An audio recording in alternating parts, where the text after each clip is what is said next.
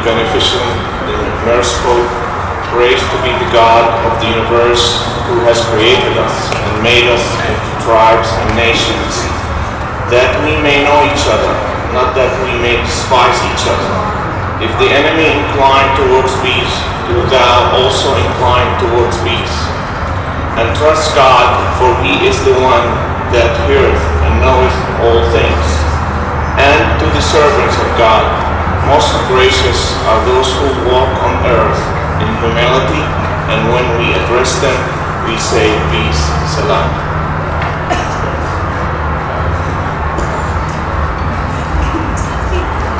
A Jewish prayer for peace. Sim shalom, tova uvracha, chen v'chesed v'rachamim, aleinu v'kol Yisrael amecha. Grant us peace, your most precious gift, O eternal source of peace, and give us the will to proclaim its message to all the peoples of the earth. Strengthen the bonds of friendship among the inhabitants of all lands, and may the love of your name hallow every home and every heart. We praise you, O God, the source of peace. Amen.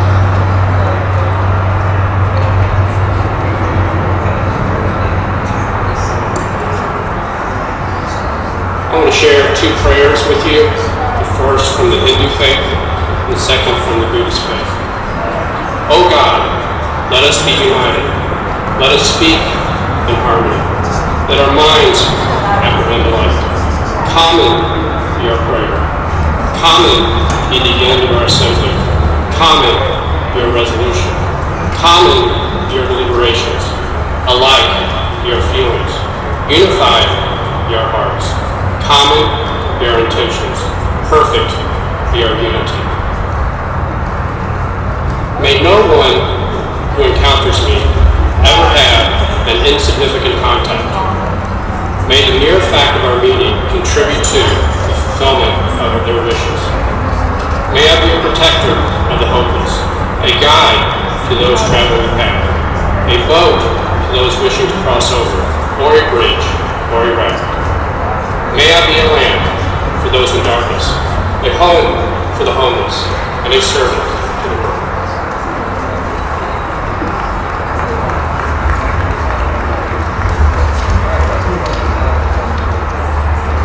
Good afternoon. I'm Terry Taylor from a local organization called Interfaith Paths to Peace. Louisville has begun to gain a reputation throughout the nation and around the world as a very powerful, positive space for good interreligious interaction. And in that spirit, I would like to offer a prayer that I hope Muhammad Ali will join us in saying, and that I hope all of you will say along with me in your hearts. Whether we address the transcendent as God, Lord, Allah, Buddha, Brahman, the Great Spirit, or simply as our higher power, we join our voices together this afternoon, realizing that the transcendent is a singular, deep river of love and compassion, and that each of our religions digs its own particular well to connect to that river. So now let that river give rise to a love that passes all understanding, a compassion that unites us with each other and with all of creation,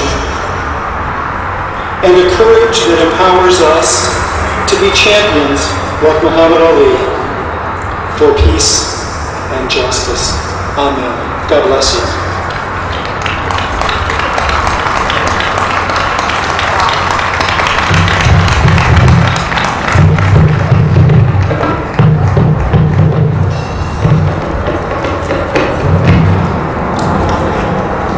I need to invite Yvonne Acosta, if you're here, Yvonne Acosta, if you could come over to the stage right. Is this stage right? Stage left. I always get confused. One of you must know. Please help me. Thank you. Thank you, Congressperson. I get so confused. This is a very special part of our program this afternoon. As a young man, Muhammad Ali was befriended by a very special police officer by the name of Sergeant Joe Martin Sr. And it started what culminated into what's happening this weekend. Sergeant Martin, you know the story by now. It's a great street story. A very determined young man, his bike has been stolen, and Sergeant Martin reached out. We all know this proved to be a defining moment in the life of Muhammad Ali.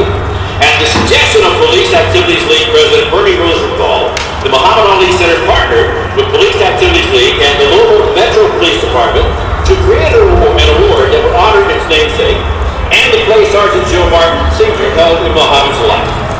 Here today to present the very first Sergeant Joe Martin Sr. Award are Bernie Rosenthal, Major Bill Weedman of the Louisville Metro Police Department, and Jolie Berge, who's granddaughter of Sergeant Joe Martin Sr.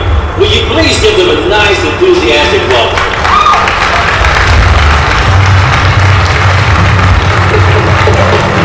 Good afternoon, thank you. I have to tell you, I'm really honored and proud to be here, but I'm quite humble. I'm proud to be representing Chief White in the Louisville Metro Police Department, and I'm very honored because, as Wayne just told you, the man who had an early influence on a very young Ali, who first coached him into his boxing gym and began a very illustrious career, was a policeman, was a cop.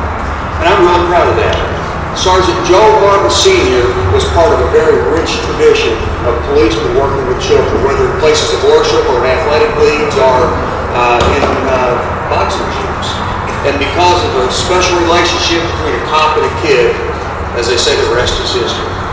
And I'd like to just pause for just a second and say to Joe Martin, though you're no longer with us, way to go, Joe. Way to take the kid in home. And I'd like to pause a second to just say to the man who he has become, a man who has made Louisville an internationally known city. Way to go, Muhammad Ali. Congratulations. And for a city who produces fine police officers and champions of the world and champions of peace, and way to go, Louisville. With us today are Joe Martin's granddaughter, his Joe Martin's granddaughter. At my far left, you're right, Jolie Berge and her husband Daniel. Daniel and Jolie now live in Philadelphia, and they've traveled here to be with us this weekend for this ceremony. Well, I'm here to tell you that the tradition of police officers and children working together will continue with the Louisville Metro Police Department with the Police Activities League. PAL, as it's called, is part of a national organization that places children and police officers together. With us this morning, Officer Charles Jones, the Vice President of the Police Athletic League, and Officer Tara Long, who has a long-time tradition of working in urban activities. And now I'd like to introduce to you the President of the Police Activities League, Bernie Rosenthal. Thank you very much, Major. I am not a police officer, I'm just a civilian, so I want you to know that. The PAL was formed in Louisville about 5 years ago. And as the Major said, basically our mission is very simple. We want cops and kids working together.